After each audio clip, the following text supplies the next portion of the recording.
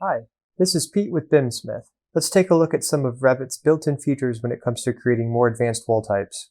We're going to find two similar wall types, stack them together, modify their layer constraints, and then add various profiles to create one complex yet useful wall type, which will save you a lot of time when drafting and detailing various wall conditions. I'm going to get a head start by customizing some system starters found on BIMsmith Forge. This wall system is close to what I want, so I'm going to load it into Forge and make some minor adjustments. Once I have what I want, I'll name the wall type in order to recognize it when it's loaded into Revit. Then I'll select Build. While it's being built, I'll clone the wall type to create something similar, replacing the CMU layer with brick.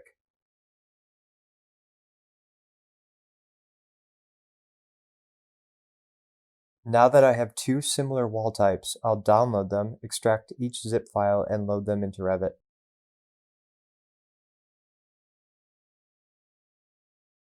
Selecting both compressed folders, I'll right-click and drag into a new folder to extract the data from each simultaneously. Next, I'll load the RVT file associated with each wall type in two different ways. With the brick wall type, double-clicking the RVT file will open it in Revit, where I can then copy and paste the wall type from one project to the other.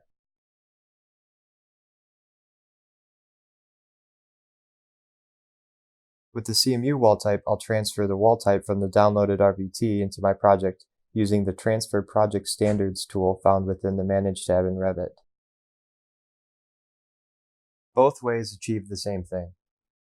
Alternatively, you can utilize BIMsmith's plugin to expedite this entire process. Select Build on Forge to accomplish the same thing without ever leaving Revit.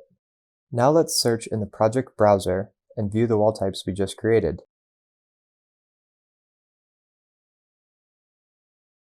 Great, everything looks good. Now let's stack them together. Navigating to the stacked wall families in the project browser, I'll simply edit the family that already exists because it happens to have the correct name already assigned. Inserting a new layer will allow me to stack one wall on top of the other. One wall will assume the variable height parameter. This parameter reports the difference between the total wall height instance parameter and the height value of the remaining layer. Now I'll create a new wall, navigate down to the stacked wall category, and place the wall in my project.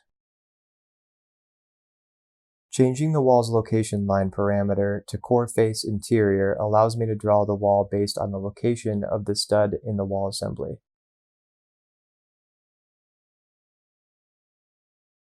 Now let's head to a section view to see how things are looking so far, and I'll change the detail level to fine to reveal the wall's layers. Next, I'm going to edit some layer constraints of the CMU wall so that I can have flexibility adjusting the extents of various layers. Editing the structure of the wall type with the preview window displayed in section view allows me to modify the wall's layers. Zooming in, I can select the lower boundary of any layer to unlock it. This will allow me to adjust the layer's extents independently of the wall type's built-in instance parameters. Returning to our section view, we can now visualize what our edits allow us to do.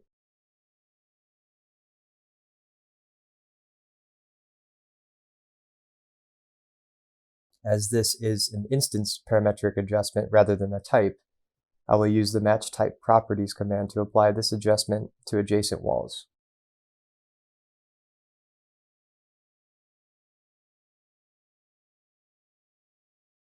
In a similar way, we could modify the wall type structure by adding sweeps.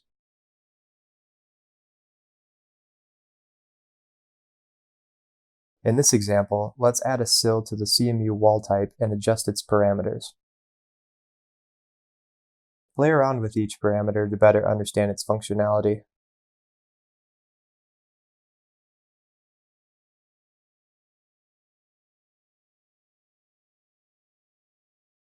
Similarly, let's add a parapet cap to the brick wall type.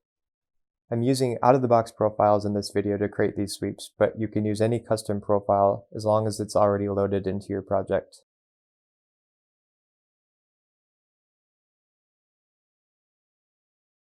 The parapet profile family is close to what I want, but I'll create a new type just to show an example of how to make these types of adjustments. Navigate to the profiles in the project browser so we can duplicate an existing type, or we can then edit that.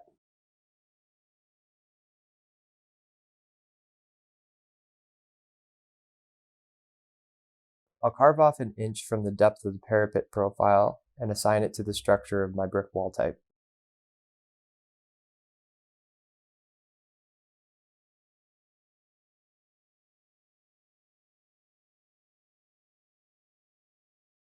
Another thing to note, make sure the wall type preview is displaying a section view in order to access the additional editing features. Navigating to sweeps, I can now select the new profile type I just created. Additional sweeps can be added to achieve various designs, but I'll leave that up to you to explore.